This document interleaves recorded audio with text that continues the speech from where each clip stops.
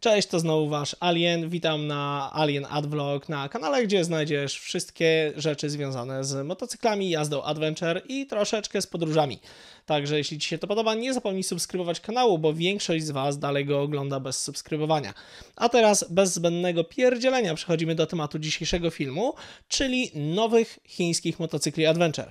Jest to dość ciekawa historyjka i nie będę udawał, że jestem tutaj mega specjalistą, bo zwyczajnie nim nie jestem. Ostatnio natomiast na kanale poruszyłem temat motocyklistów adventure i po raz kolejny motocykli do 10 000 złotych. Pomyślałem, że bardzo fajną sprawą będzie też przedstawienie wam tego, jak rynek motocykli adventure wygląda w tej chwili.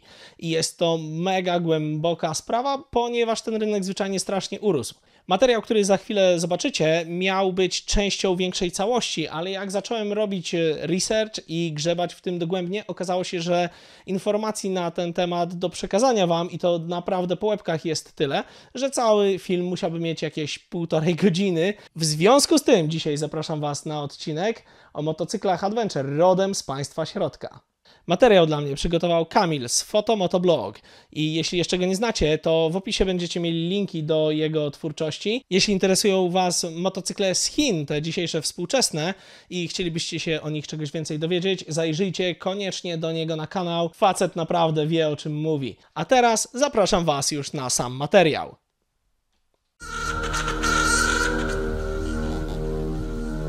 Uszanowanko wszystkim, Kamil z tej strony. Dzisiaj na prośbę Michała przygotowałem dla was zestawienie maszyn ADV, ale ja się zajmuję tymi bardziej takimi egzotycznie azjatyckimi maszynami, czyli mówiąc pokrótce, głównie Chińczyki będą w tym temacie.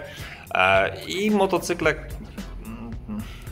z tego kraju tak na nowy temat rzeka i bardzo dużo pomyśl się pojawia w internecie, tak na maszyny, jak i na ludzi, którzy nimi jeżdżą, bo przecież jeździsz Chińczykiem, to nie jesteś prawdziwym motocyklistą, albo że prawdziwe warsztaty motocyklowe nie naprawiają Chińczyków i tak dalej. Strasznie mnie wkurza te podejście, bo jak sami zobaczycie po tym materiale, to nie jest takie oczywiste, że Chińczyk jest zdecydowanie zły, ale o tym za chwilę. Generalnie jest masa totalnego krapu. Przygotowując się do tego materiału, znalazłem mega dużo maszyn, które tak naprawdę są chińskimi podróbkami chińskich podróbek jakichś tam znanych nam motocykli. Więc takie coś będę omijał, skupię się na tych, które reprezentują coś sobą, tak technologicznie, jak i wizualnie, na które po prostu warto zwrócić uwagę czy zawiesić oko, nawet jeśli nie będą dostępne u nas na naszym rynku. Także dlaczego nie będą dostępne na naszym rynku, to się myślę, że powoli zaraz okaże. Na pierwszy ogień idzie Longines DS8, na którym prawdopodobnie właściciele BMW GS 650 czuliby się jak w domu. Dlaczego? Otóż Longines jest jednym z podwykonawców motocykli tej bawarskiej marki. Robią m.in. oparty o konstrukcję Rotaxa silnik 650, który miałem na przykład w swoim Pegaso i który był montowany w małym GS-ie właśnie. Siedzi teraz w DS8 i obstawiam, że jest to główny powód, dla którego ta maszyna nie pojawi się nigdy na rynku europejskim, bo po prostu byłaby cenowo zbyt dużą konkurencją. Generalnie fajnie zaprojektowany, co w moim rozumowaniu fajnie znaczy, że oryginalnie, czyli nie jest bezczelną, nie był inspirowany europejskim odpowiednikiem. Bo na przykład ich model 500DS jest jakby nie było bezczelną kopią Hondy CB500X. Ale wracając, mamy tu 50 koni mocy, 160 km/h prędkości maksymalnej, do tego prosta konstrukcja bez zbędnych bajerów, czyli coś, czego brakuje w dobie elektryzacji motocykli, prawda? A propos elektryki, Zontes 310T, maszyna, która oczywiście jest już dostępna w Polsce i w zależności od tego, kiedy materiał ten się pojawi, będzie lub była przeze mnie ujeżdżana. Tutaj po raz kolejny, oryginalny wygląd uzupełniony, jak się chwali producent, o 200 opatentowanych rozwiązań technicznych. Ich autorski silnik 312 cm, 35 koni, 30 N i ja wiem, niby to nie robi roboty, ale do tego jest miska masa, sucha miska olejowa i do tego fajna charakterystyka pracy tego małego piecyka, która potrafi dać sporo frajdy, zwłaszcza na luźnych nawierzchniach, jeśli wiecie, o czym mówię. VMAX 160 km/h, także całkiem wystarczająco, żeby coś tam wolniejszego wyprzedzić na luzie, a komfortowo lata się tym do 120. Także jeśli motorem na autostrady się nie zapuszczasz, albo tylko tylko w ostateczności, to taką maszyną śmiało można ruszać dalej niż tylko wokół komina pośmigać. Kolejny na liście, ciut mocniejszy motocykl, mocno włosko wyglądający Motrag 500. Tutaj znowu przywołam CB500X, z którym to Motrag tak na dobrą sprawę w swoich materiałach bardzo mocno się porównuje. Nie bez powodu, nie wiem co tak naprawdę się stało, jak to się stało, że ten półlitrowy silnik Hondy jest tak ambitnie kopiowany i występuje w całej masie maszyn, bo zaraz obok Motraka jest wspomniany wcześniej Longines DS czy RVM Tekken 500. A ten znowu bardzo mocno inspirowany wizualnie największym z GS-ów. No ale cóż, cechy wspólne motocykli, silnik 47 kunia, 43 N i masa między 189 a 197 kg, czyli no rejony bardzo mocno zbliżone do CB500, nie? Motrag i Tekken nie występują na chwilę obecną w Europie, czy będą, ciężko powiedzieć. Sprzedawane są natomiast w Ameryce Południowej jako RVM, a ta firma znowu do dość niedawna jeszcze nazywała się Java. Taka ciekawostka. Kolejna maszyna, ta do tanich nie należy, ale jest dostępna w Europie, także spełnia wszystkie aktualne normy emisji spalania. I tutaj Michał, może opcja dla Ciebie, bo w Anglii też jest przedstawicielstwo tej firmy, więc jakby tak Ci się udało, może gdzieś tam przy okazji zajść, nagrać, pomacać, a może nawet pojeździć, byłoby fajnie, nie? Fakt faktem, motocykl zdecydowanie bardziej na asfalty. Mowa o CF Moto MT650. Niemniej moja TR-ka niby też stricte asfaltowa, a w piach idzie jako na Wagres, także nie ma co spisywać CF-ki jako ADV-ki na stratę. Sam producent chwali się, że jest to ich najbardziej uniwersalna, turystyczna maszyna, jaką robią, i to na swojej sprawdzonej platformie, mocno przypominającej produkty Kawasaki i modele ER. Silnik to tak naprawdę wierna kopia Kawy, choć słabsza, 62 konie mechaniczne i 56 Nm. Niemniej dalej wydaje mi się, że MT650 to bardzo blisko do porównania do KLE 650 Kawasaki. Natomiast MT650 bardzo chciałbym przytulić, ale no póki co no nie ma skąd wziąć tutaj w Polsce. Co mogę jeszcze powiedzieć? CF Moto to jest jedna z chińskich marek, która skupia się głównie na sprzedaży poza Chinami. Ich kłady, UTV-y i inne wyroby pokazują dość wysokie standardy wykonania, dostępności części i nawet mam w tym momencie na warsztacie dwa solidne przykłady, że te maszyny wytrzymują całkiem sporo i nawet po latach trzymają się bardzo dobrze. Kolejny sprzęt, ten już bardzo dobrze znany, TRK 502, na nikim chyba specjalnie nie robi wrażenia, no ale wystarczy spojrzeć na rynek włoski, gdzie sprzedaje się bardzo dobrze. Jest tak naprawdę w kilku miesiącach był liderem sprzedaży. I wiecie, no mimo pochodzenia oczywistego, bo dalej jest to Chińczyk, to Włosi dalej uważają to za swoją markę. TRK często w porównaniach występuje z innym, powiedzmy, że włoskim motocyklem marki SWM Super Dual X. Powiedzmy, że włoskim, bo SWM zostało kupione przez Shinreya, czyli producenta takich maszyn jak ADV 400 Rometa. I więc no, SWM chińskich korzeni się już nie może wyprzeć. Teoretycznie Włosi chwalą się tym, że nie składają, a produkują je we Włoszech, z czym tak do końca bym się nie zgodził, bo widzę, że ma naprawdę bardzo dużo wspólnych elementów wyposażenia, osprzętu, które występują w innych maszynach właśnie pod logiem Shinreya. Także ta włoska produkcja to trochę jak BMW i Longines. No ale dalej. Jak już wspomniałem o TRK, pozwolę sobie odpowiedzieć tym samym na najczęściej pojawiające się w tym kontekście pytanie.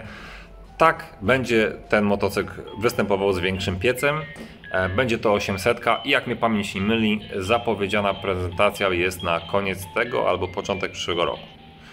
I tutaj, będąc przy zapowiedzianych maszynach, KTM, teoretycznie austriacki, kto nie zna pomarańczowych, praktycznie też pochodzi z Azji, przynajmniej jeśli mówimy o tych mniejszych pojemnościach, i z Azji też pochodzi, konkretnie z Indii, jego, jakby to powiedzieć, brother from another mother, czyli Bajaj. Tutaj taka pewna analogia. KTM wypuścił Duke'a 390, a niedługo po tym pokazał się Bajaj Dominar 400. KTM pokazał 390 ADV, więc bardzo czekam na ruch Bajaja, bo nie jest to tylko moje przypuszczenie, a faktycznie no, wysoko postawiona głowa w tej firmie zapowiadała, że pracują nad taką maszyną, a tym bardziej, że co musicie wiedzieć o Bajaju, no to mają ambicje na to, żeby dokopać konkurentom swoim dość dużym, czyli na przykład Royal Enfieldowi z Himalayanem. Co na podstawie Twoich obserwacji, Michale, z tą konkretną maszyną chyba nie powinno być aż takie trudne, nie? No. Teoretycznie premiera uterenowionego Dominara, albo jak on tam będzie się nazywał, powinna być w 2021 roku, ale nie jest to potwierdzone. Czyli ADV-ka i też miał być Scrambler, ale ja tego nie mówię. Zestawienie zakończę na rodzinie marki Zongshen. Dwie z tej serii są na naszym rynku już dobrze znane: Romet ADV 125Fi Pro i ADV 250. Choć w sumie teraz to już tylko Yunak RX1, bo się zmienił importer do Polski. No ADV 250 niestety już tylko w używkach możecie znaleźć lub sprowadzając ze zachodniej granicy, podobnie właśnie jak Shinrayowe ADV 400, które występuje pod nazwą Mesh, na przykład we Francji. Wracając do Zongshena, swoją drogą, nie wiem czy wiecie, Zongshen skumany był dość mocno z grupą Piaggio, Harley'em, BMW. No nieważne. Model u nas ADV 250, u nich RX3 to taka pierwsza próba pokazania się z silnikiem własnej konstrukcji. Moim zdaniem całkiem udana próba.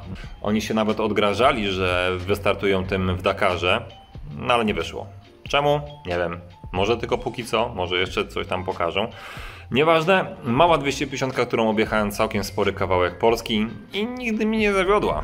Także dobrze wspominam ten motocykl, a wiem też, że były plany wprowadzenia kolejnych modeli, no ale Romet wycofał się z tej marki, wybrał Bajaja. No i można je nadal kupić pod kilkoma różnymi nazwami, znowu u naszych zachodnich sąsiadów. Wiem, że występują na wyspach, czy też w Stanach jako CSC Motorcycles. Mimo że tutaj są mocno inspirowane, jeśli chodzi o kwestię wyglądu, z serią GS-a od BMW, to silnikowo prezentują naprawdę fajne własne patenty i za to ich właśnie cenię. Dwie ostatnie świeże maszyny RX3S z dwucylindrową rzędówką. Jednostka dysponuje mocą 37 koni, więc jak na maszynę o wadze 180 kg, no to nie ma biedy.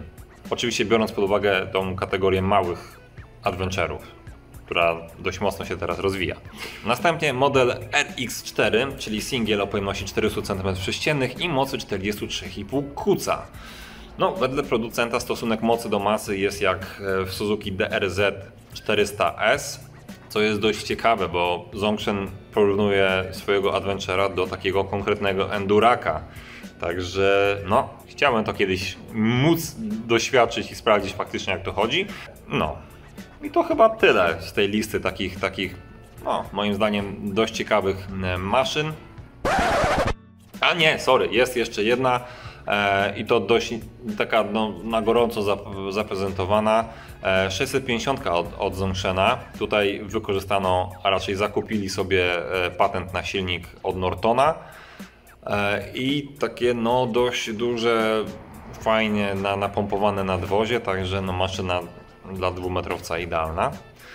Przynajmniej w teorii, zobaczymy jak będzie na żywo, może dojdzie do Europy, liczę na to w ogóle, że Zongshen wyjdzie ze swoją marką Cyclone no szerzej na Europę i będzie u nas dostępne to wszystko. Zobaczymy, pożyjemy, zobaczymy. Ja na chwilę obecną kończę swoje zestawienie. Dzięki za uwagę, dzięki za oglądanie. Do następnego. No i co, zaskoczeni, nie? Mi też nie przychodziło do głowy, że ta chińska część motoryzacji motocykli Adventure jest aż tak intrygująca. Także jeśli Wam się podobało, pamiętajcie, żeby zostawić łapkę w górę, pokazać znajomym ten film. Subskrybujcie też kanał Kamila koniecznie, no i Alien Advlog. A my widzimy się już niebawem w kolejnej części. Do zobaczenia. Hej!